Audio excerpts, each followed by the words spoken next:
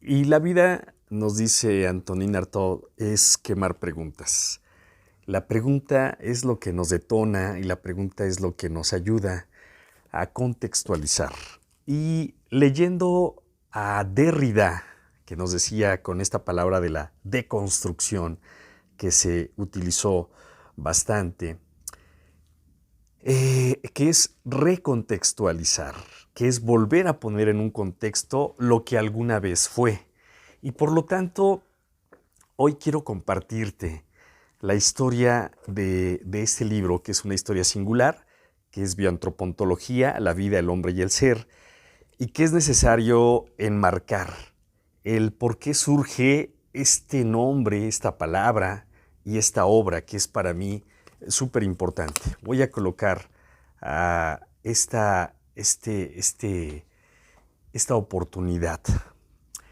En en este país que se requieren tantas cosas por hacer, este país que requiere maestros, que requiere abogados, que requiere arquitectos, que requiere quien le dé dirección, ¿no? El problema del liderazgo es un asunto que sigue en boga porque un país necesita, sí, quien le dé dirección a sus jóvenes, a las nuevas generaciones, a las políticas públicas, todo lo que requiere un país, la colectividad, la familia. Bien, yo quiero esta historia que es muy importante para mí y seguramente también para muchos los que los ha tocado. Bioantropontología surgió porque yo iba a hacer una tesis de licenciatura, ciencia política, en la UAM Iztapalapa. Y yo me encontraba con un predicamento, no sabía a ciencia cierta qué diablos era esta carrera, ¿verdad? La maestra Mercedes de Vega, que era una doctora del Colegio de México, nos decía, bueno, es que ustedes saben muy poco de historia. ¿Y cómo pueden los politólogos hacer análisis político si no saben historia? Y bueno, yo ya estaba en los asuntos de la oratoria con el maestro Muñoz Cota, y bueno, la historia a mí me hacía sentido. Entonces, cuando ella nos narraba el siglo XIX, recuerdo mucho que nos hablaba de la generación de Benito Juárez. Y bueno, a mí me encantaba cómo iba colocando estos ladrillos del conocimiento. Pero yo no tenía muy en claro qué diablos iba a hacer con una tesis, una investigación. Y fue que me encontré en el camino a uno de mis mentores, de mis maestros que me marcó en la existencia. El licenciado Arturo Fernández Monter, que lo conocí a raíz de el padre Juan de Dios Ricaldi, que era párroco de aquí de la iglesia Cristo Señor de la Villada, hoy San Francisco de Asís, al lado de Isemín. Y bueno, yo trabajaba ahí con los grupos juveniles. Y alguna vez, siempre que me encontraba al padre Juan, le decía, oiga padre, la relación iglesia-estado, temas de oratoria. Y me decía, ven, te voy a presentar a un amigo que te va a ayudar. Entonces fuimos, bueno, no había teléfonos, no había celulares, ¿no? Fuimos a la esquina, a la papelería, saca una tarjeta y llama. Dice, oye, aquí está el joven que quiero que conozcas, ¿no? Hacemos una cita en el metro Chilpancingo. Hay un VIPS y ahí nos reunimos la primera vez. Y recuerdo que, bueno, yo llegué así como con toda esta cuestión de la juventud, ¿no? ¿Qué va a pasar? Es un asesor, es un... Yo necesitaba alguien con quien platicar porque eran cientos y cientos de temas de oratoria, temas jurídicos, federalismo, centralismo, el acta constitutiva, el acta constitucional de tal, la constitución de 1857, 1917. Y yo como politólogo, pues bueno, no soy abogado. Y resulta que cuando conozco a este señor así con canas, así como las mías, que tenía lo que es mi edad, ¿no? A los 52 años, él tenía 52 años y, bueno, es un señorón, un hombre, un señor abogado. Yo tenía una mala imagen de los abogados. Un, un vecino me decía, ¿quieres joder al pueblo? Métete de abogado. Y bueno, yo tenía una mala imagen de los abogados, pero cuando conocí a este señor, un señorón, Y empezó a cuestionarme. Lo primero que hizo fue cuestionarme. Me dice, venía la marcha de Salvador Nava, San Luis Potosí. Dice, ¿qué sucede cuando Salvador Nava sale de San Luis Potosí? Dije, no, pues no sé. Dice, el problema estatal se convierte en un problema federal y ponen aprietos al gobierno. A ver, ¿usted lee periódicos o no? No, pues no. ¿Y es politólogo? ¿Va a ser politólogo? Y dije, me está regañando, ¿no? Y bueno, a raíz de este incidente, bueno, a leer periódicos. Y existía el mito dentro de la oratoria de un joven muy brillante del Partido Revolucionario Institucional, y aquí es donde yo soy meramente antimaniqueísta, un joven brillante, muy brillante, que a mí me impactó mucho en los años de juventud, Ramiro de la Rosa. Bueno, yo tendría como 17, 18 años, él tendría como 25 años. Y el mito era que Ramiro de la Rosa leía 5 o 6 periódicos diariamente. Entonces con este empecé a mezclar estas experiencias y bueno, pues a partir de ahí a leer 5 periódicos diariamente, ¿no? Nos reuníamos cada jueves allí en el Vips que está en el Metro Chilpancingo, todavía paso por esos lugares y hay mucha nostalgia. Y bueno, yo llegaba con toda la información del mundo y él era una persona siempre muy al debate, muy a la polémica. Y me decía, y a ver, ¿cuál es el tema de hoy? Y pues ya leía periódicos. No, pues está sucediendo esto, la reforma, el Tratado de Libre Comercio. ¿Y de qué se trata? Pues de esto y de esto. Y bueno, yo muy verde, la verdad. Y él en una síntesis, en una capacidad de síntesis, de análisis interpretativo, jurídico, bueno, me daba unas cátedras, señoras cátedras, ¿no? Entonces, esto a mí me detonó todo un universo como politólogo. Bueno, yo llegaba a mis clases con mis periódicos, 5 o 6 periódicos. Recuerdo que en una ocasión estaba con el maestro Emerich, un argentino, y recuerdo que hago un planteamiento, ¿no? Porque yo venía pues ya de este gimnasio, ¿no? Arturo Fernández Montero era como un Muñoz Cota de 52 años, con toda la vitalidad. Y entonces yo recuerdo que había un artículo de periódico que decía, ¿qué leen los hombres de Bill Clinton? Entonces yo digo, ¿qué leen los hombres de Bill Clinton? Entonces todo el salón se quedó así de a 6, ¿no? Ya sabes, estaban los nerds, los super nerds y todo, pero yo ya estaba en otra sintonía y de repente todos se quedan callados y el maestro me dice, no, pues yo no sé qué leen los hombres de Clinton. Entonces saco el periódico y empiezo a exponer. Y de repente esto genera en mí pues una proyección dentro del análisis político. Genera en mí una revolución, genera en mí una transformación y un respeto al derecho. En ese momento en la UAM Iztapalapa, pues yo me metí a las clases de psicología social, me metí a las clases de economía, de física, de matemáticas, de química. Es decir, es una aldea de la universalidad del conocimiento. Y recuerdo que en una ocasión en antropología vi la tira de materias y estaba una materia que llevaban los antropólogos, que era teoría de la Constitución. Y esa materia no la llevábamos en ciencia política. Imagínate nada más lo que para mí fue un impacto tremendo, saber que en ciencia política, que alguna vez discutíamos con el licenciado Arturo, bueno, yo le hice la pregunta, oiga, bueno, entonces para usted, ¿qué estudia la ciencia política? Dice, pues el poder al hombre público, los partidos políticos, ¿no? En consecuencia, pues la Constitución. Y me decía, ¿cómo es posible que no hagan ustedes análisis de la Constitución? La maestra Mercedes de Vega, la doctora, ella sí hacía un análisis de la Constitución y de hecho Gilberto Jiménez, que es uno de mis teóricos de cabecera, pues sigue aquí en mi biblioteca, ¿no? La biblioteca de Alonso Quijano. Y resulta que, bueno, a partir de ahí yo dije, ¿cómo es posible que los antropólogos, por eso bioantropoontología, por eso el estudio de la antropología, estudien a la Constitución más que los politólogos? Entonces yo llegué al consejo de la carrera y les dije, oigan, es que necesitamos estudiar la Constitución porque somos politólogos, estudiamos el poder, estudiamos al hombre público, estudiamos los partidos políticos. ¿Cómo es posible que no tengamos una teoría de derecho, una teoría de la Constitución? Bueno, teoría de derecho creo que sí la llevábamos, pero teoría de la Constitución no. Y me dicen, no, es que eso de leer la Constitución no sirve y bla, bla, bla, bla, bla. Total, que nunca te hacen caso. En fin, bueno, pues, cada quien sabrá.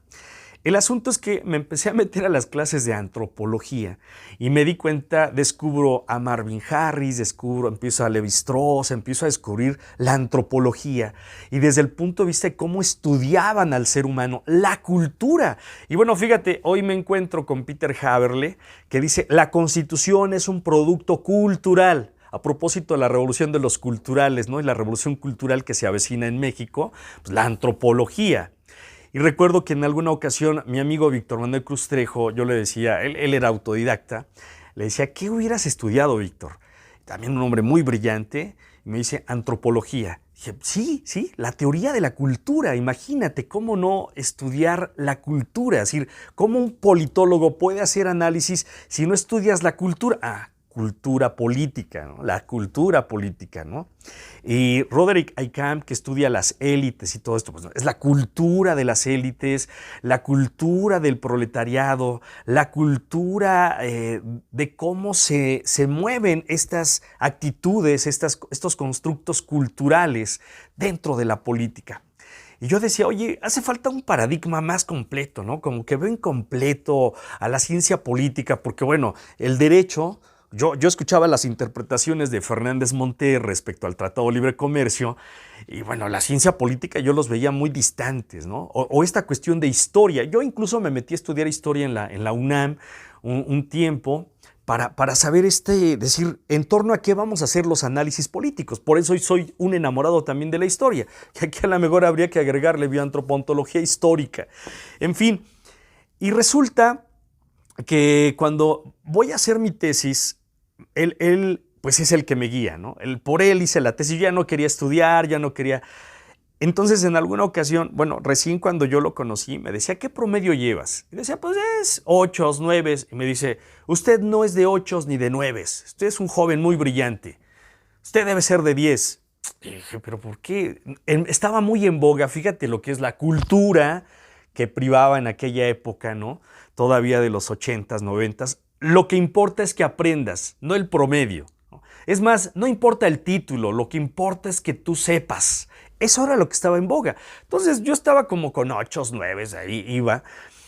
Y yo cuando lo conozco, en alguna ocasión le refuto, le digo, bueno, ¿y usted cuando fue estudiante qué promedios o qué? Dice, yo soy alumno de 10. Entramos a su casa, medalla Juan Escutia, ¿no? De la UNAM. Sí, todo 10. Y sus hijos, pues en consecuencia, dice, yo nunca he obligado a mis hijos, jamás los he obligado a que saquen buenas calificaciones. Yo les pongo el ejemplo y ellos solos. Bueno, su casa estaba llena de... Tenía esto de la filosofía del reconocimiento, de ahí lo retomo. Después la Liga de Escritores y Artistas de Nezahualcóyotl, retomando a Samuel Ramos. Y yo con esta experiencia, él siempre te generaba este reconocimiento. Era muy exigente, era el mentor más exigente, pero cuando surgía algo así, te reconocía. Y en consecuencia lo practicaba con sus hijos. Sus hijos siempre tenían los diplomas ahí.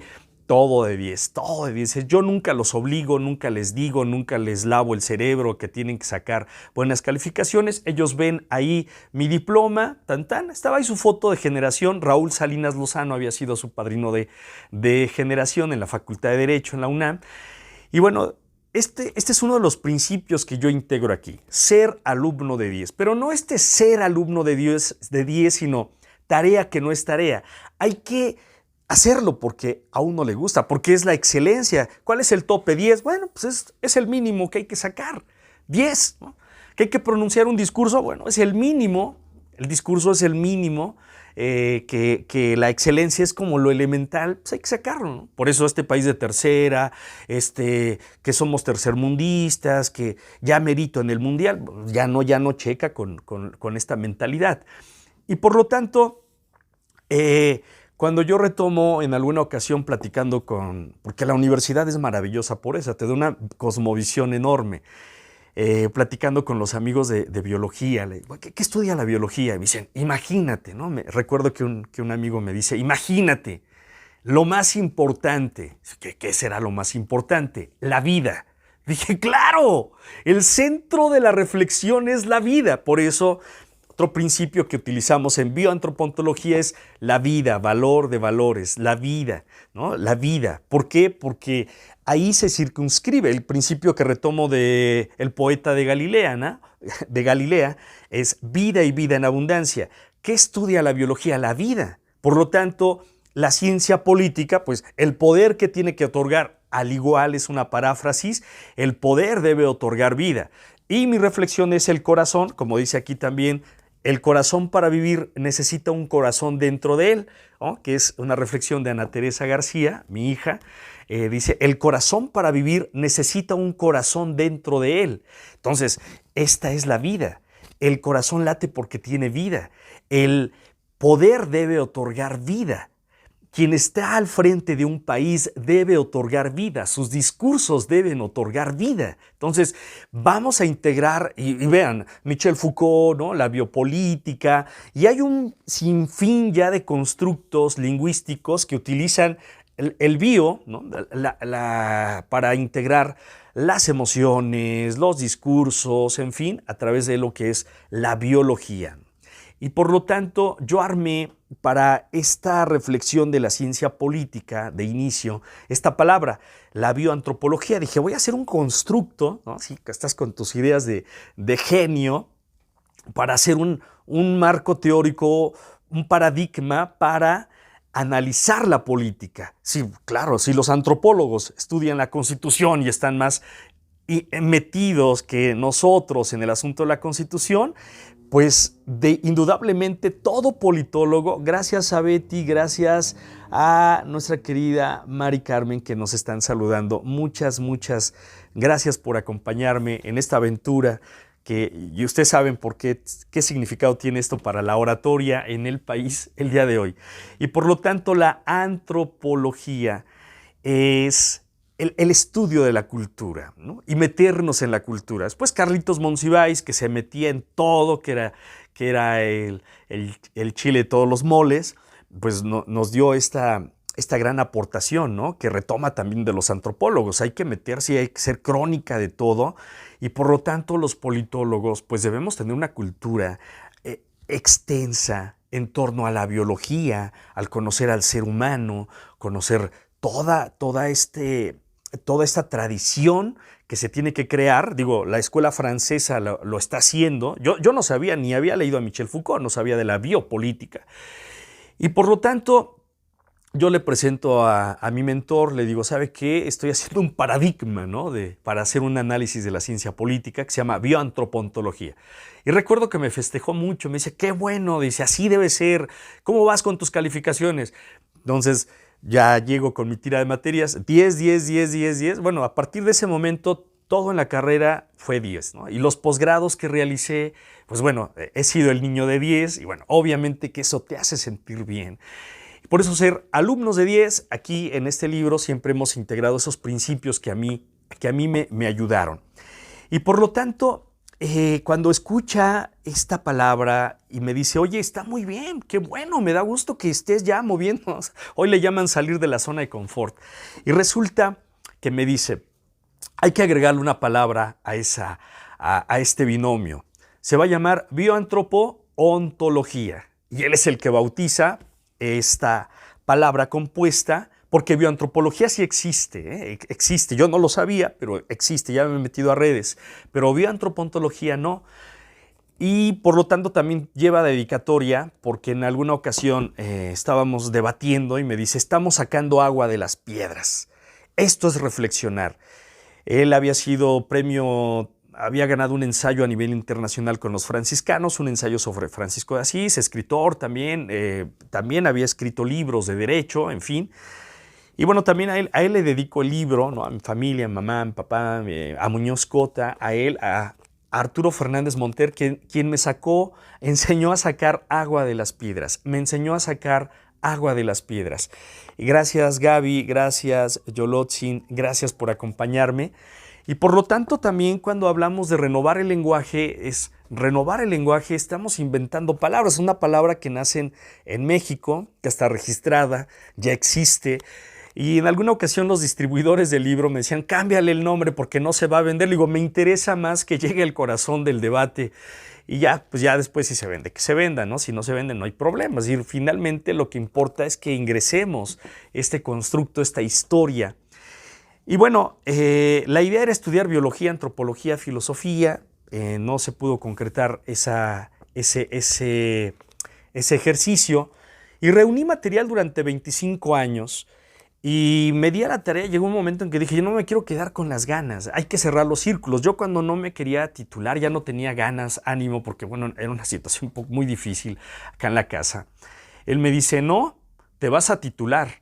Dije, es que ya la verdad yo ya quiero, no, nada. Las cosas se cierran, los círculos se cierran. Y usted se titula porque lo de licenciado ya nadie se lo quita. Y efectivamente, pues hoy soy licenciado en ciencia política. Nadie te lo quita, pero si no cierras el círculo, si no concluyes, pues vas a hacer, me decía él, a la mexicana, ¿no? A la mexicana, es decir, como que ahí queda, ya, casi me titulo, casi logramos el quinto partido, casi pasamos a la final, casi ya merito. Si usted no es un mexicano más, ¿no? Juan Sánchez Andraca. Y bueno, empezamos a hacer la tesis, él me asesora, te hablé también de que mi asesor García Márquez, Enrique García Márquez, mi asesor, bueno, hacemos la tesis. Aquí ya alguien localizó mi tesis en redes y finalmente años de reunir material porque este iba a ser un libro más o menos así, más o menos así. Terminó siendo de esta magnitud, pero era un libro más o menos de 1000 páginas y alguien me dice, ¿sabes qué? Nadie lo va a leer. Y bueno, hice caso. Mal momento porque hice caso. Y bueno, ya hice un libro así, más pequeño, más delgado, que son 260 principios y que a partir de cada principio hago 10 reflexiones. Un homenaje a Luis Javier Garrido, quien escribía en La Jornada, un tema y 10 puntos, y en 10 puntos te desglosaba magistralmente un tema. Hay temas que tienen más de 10 puntos, ¿no? Hay quien tiene 15, 20, por lo tanto son más de 3000 reflexiones, pero son como dardos, ¿no? Víctor Barajas Bellman le ha llamado el ABC de la vida. Para mí es el manual de oratoria. ¿Por qué? Porque la oratoria no solo se circunscribe, bueno, se circunscribe a muchas cosas, pues es la biología, es la antropología, es el ser, es la filosofía, es la cosmovisión. Pero también, bueno, ya se hizo una producción mucho más accesible también para los jóvenes, para los preparatorianos. Y es un libro que no tiene índice, porque pues, está hecho para leerse, está para promover la lectura, es para animar a la lectura. Yo incluso luego busco principios, como no tiene índice, tengo que volver a leer todo. ¿Y dónde está? ¿Dónde está? ¿Dónde está? Y estoy buscando porque no tiene índice, esa es la trampa. Pedagógicamente me obliga a leer y luego, oye, está padre esto, ya se me había olvidado esto. Y es increíble cómo tengas el registro, la escritura como un instrumento también de qué vamos a hacer con nuestro país. La bioantropontología, por lo tanto, se convierte en un instrumento pedagógico, le llamo la pedagogía bioantropontológica, porque es una guía que te sirve. Por ejemplo, aquí estaba ahorita repasando, leyendo, y Arturo Fernández Monter, en su libro de El hombre y el Estado, dice que el presidente debe tener una ilimitada capacidad de trabajo. Fíjate, qué hermoso, ¿no? Una ilimitada capacidad de trabajo. Yo después de tantos años generé una frase, generé un, ¿cómo le llaman? Tiene un nombre. Yo generé una palabra, una frase que a mí me guía, que es, yo soy responsable de este país. Un mantra. Es decir, ponte en el lugar del presidente. ¿Qué sucedería si estuvieras en el lugar del presidente? O sea, ilimitada capacidad de trabajo, sin descanso, a construir, a edificar. Y resulta que tú dices, bueno, ¿por qué te tienes que esperar a ser presidente? ¿Por qué no de una vez asumes que tú tienes ese poder? Porque finalmente la representación política es una ficción, ¿no? Es decir, nadie puede gobernar millones de personas, pero bueno, jurídicamente en esa ficción es presidente, se ha elegido, se hace un ritual, se cede la soberanía, en fin. Entonces dije, imagínate que eres el presidente de la República. Bueno, tengo a cargo la oratoria y el todo. Y los audios deben estar cada mañana, a las 7 de la mañana, deben estar esos audios ahí colgados. Tengo Biblia en voz alta, ¿no? Poesía en voz alta que regresa en la tercera temporada y hay que grabar, y luego estás cansado y dices, ilimitada capacidad de trabajo, ilimitada capacidad de trabajo. Es decir, usted nunca es bastante. Aquí nadie se cansa, aquí nadie se raja. Y es otra manera de colocar en el buffet existencial de la vida, de la ¿no? De la vida, de la antropología del mexicano, del ser de los mexicanos, esta mentalidad de transformarnos sin esperar que el otro, el gran otro, o un presidente municipal, o un gobernador, o un presidente de la República venga a hacer el trabajo por nosotros. Nosotros debemos generar esa nueva realidad, ese cambio individual, colectivo y de estructuras. Por lo tanto, sí, efectivamente los presidentes, Gaby, pues imagínate, pues deben ser incansables y efectivamente es una parte que yo, desde que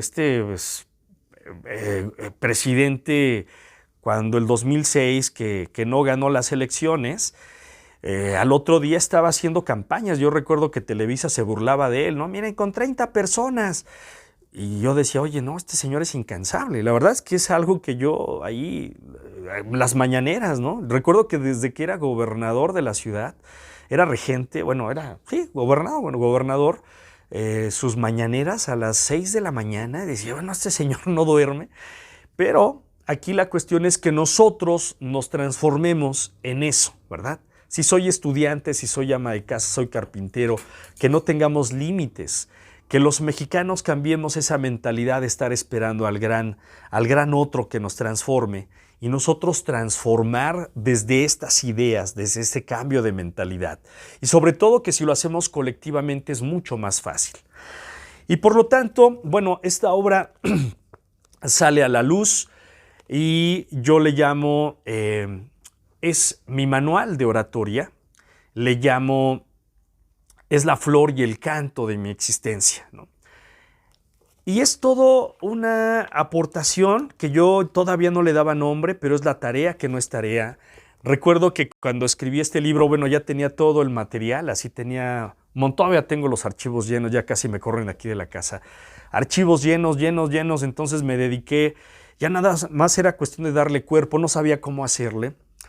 Y te comento mi disciplina, esto lo escribí en 3 meses, pero eran 25 años ya de archivos. Y resulta que pues me levantaba a las 3 de la mañana y me dormía a las 11 de la noche. Y era tener una pequeña computadora y ahí teclear desde que me levantaba, desde que Dios amanece, darle. Y en el día, de igual manera, era nada más comer, descansar un poco, escribir. Y de verdad fue fabuloso. La cultura de la escritura es algo que también nos merece. Ayer te comentaba el asunto de Carlitos Marx, ¿no? Es decir, cómo escribió tanto y estando en la pobreza. Es decir, era un mexicanote, vivía al día. Bueno, cuando yo escucho estas historias o veo a mis grandes tíos cómo escriben libros de esta magnitud, digo, bueno, yo también lo puedo hacer. Y sobre todo, que le aportemos al otro, que inspiremos al otro. Mi mentor, Arturo Fernández Monter, me contaba historias fabulosas, me contaba historias increíbles. Bueno, una de ellas dice, aquí arriba, él vivía en Tulancingo y tenía una casa acá en la Colonia Roma, que también eso me hacía sentido porque mi papá siempre trabajó ahí cerca del Parque España, la calle Oaxaca, Obregón. Yo desde mi adolescencia recorría la Roma, ¿no? El Parque México y todo eso para mí era mi segunda patria, ¿no? La Colonia Roma. Entonces el licenciado vivía ahí en la Colonia Roma, tenía una casa en Tulancingo. Y una vez me invita a Tulancingo y me dice, mira, esta mesa de billar me la regaló Cantinflas, él vivía acá arriba.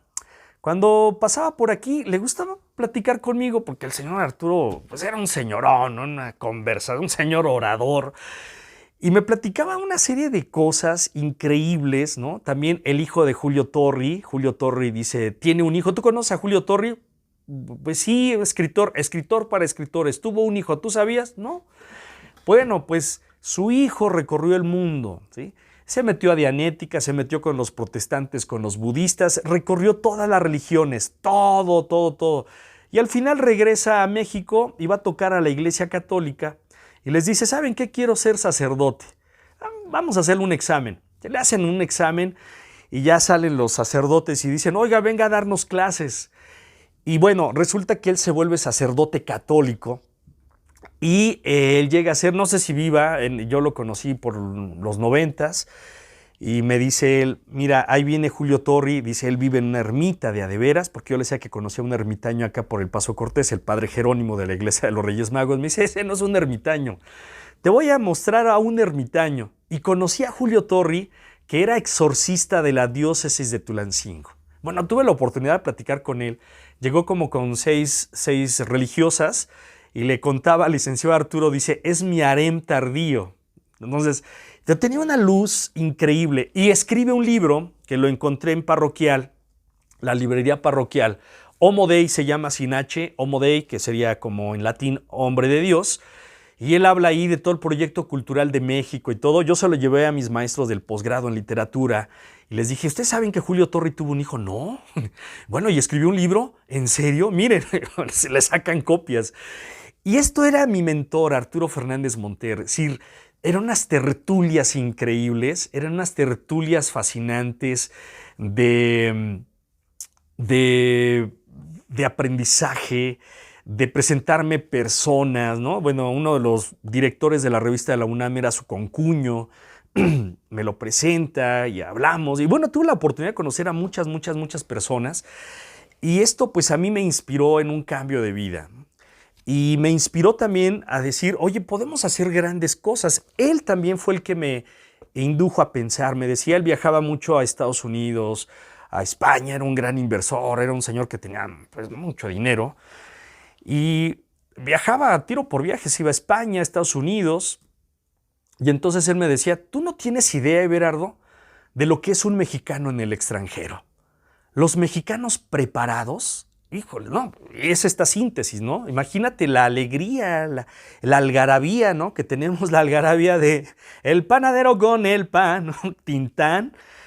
Imagínate con la preparación de Octavio Paz, ¿no? Sí, como Cantinflas y Octavio Paz que se reunían en el Café Tacuba a platicar horas y horas. Pero imagínate esta mezcla, ¿no? Esta magia de Cantinflas, de Tintán, las personas que están con la alegría, la algarabía y con unos doctorados, pues obvio que esto va a ser una transformación. De ahí me surgió también la idea de no perder la alegría barrial y tener estas aspiraciones infinitas, ilimitadas, como él decía, ¿no? Hay que seguir. Y bueno, tengo muchos pendientes que él me dejó siempre. Me decía, los idiomas, Everardo, una persona como tú, y bueno, por eso los políglotas, aprender inglés, aprender idiomas, a viajar por el mundo. O sea, tengo muchos pendientes todavía que él me inspiró. Y obviamente también él me decía, tu libro, ¿cuándo vas a publicar tu libro? Hay que hacerlo, hay que materializar. Sí, era un hombre muy exigente, ¿no? Y bueno, hoy que no es 15 de mayo, pero que es Día Integral, hacerle un homenaje a Arturo Fernández Monter, de quien aprendí tanto y que gracias a él se publica, se genera esta obra, nace bioantropontología y que es una palabra que también él forma parte, él tiene estos derechos, ¿no? Y que hoy es un libro que es nuestra columna vertebral para formarnos como, no formarnos como oradores, para incrementar este potencial del habla, para que le integremos a nuestro lenguaje, a nuestro discurso, contenidos que valgan la pena, que inspiren a otros, que muevan a otros y que nos lleven a, bueno, Miguel de Unamuno, que el sentimiento trágico de la vida también él fue el que me lo recomendó y ahí localicé uno de los principios del Evangelio de bioantropontología. ¿Para qué diablos estamos aquí? Y uno de ellos es la plenitud de plenitudes que nos dice Miguel de Unamuno. Imagínate qué maravilloso, lograr la plenitud de plenitudes. Y luego Abraham Maslow, también la autorrealización, que también viene aquí en este libro, ¿verdad? Y Jesucristo, que dice, sed perfectos como mi Padre Celestial es perfecto. Y luego el otro gran maestro, Porfirio Miranda, políglota, ¿no? Jesuita, marxista, cristiano católico, que me habló de la dignidad infinita.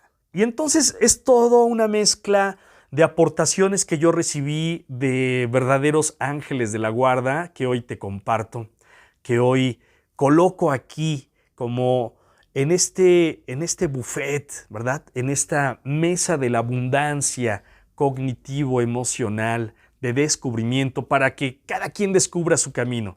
Porque aquí no hay recetas de cocina, aquí solamente existe un camino que es hacia adelante, una dirección que es la conquista de la felicidad de este país y que, bueno, para muchos liberales la felicidad era económica. Nosotros le agregamos que es la economía, son las emociones, es el intelecto, es el compartir, la solidaridad proactiva. Yo agradezco y bendigo a Arturo Fernández Monter porque obviamente me doctoró en este ejercicio nunca me dio consejos, simplemente yo veía lo que él hacía. Y bueno, esta es la historia de bioantropontología, la vida, el hombre y el ser. Y la portada, que es un artista de aquí de Chimalhuacán, Luis Jiménez Reynoso, que es un señor artista. Un señor artista. La portada de Luis, que es maestro de la prepa aquí, prepa 75 de Chimalhuacán. Bueno, tenemos artistas acá. Chimalhuacán es prehispánico. Yo te agradezco tu escucha, agradezco que estés del otro lado y seguimos aquí construyendo, diseñando, organizando el futuro de este país y disfrutando del presente. La bioantropontología, el hombre y el ser, que es un libro que nace en México y que se comparte contigo y para todos los que quieran tener acceso a él. Gracias siempre. Te abrazo con el alma y como la primera vez.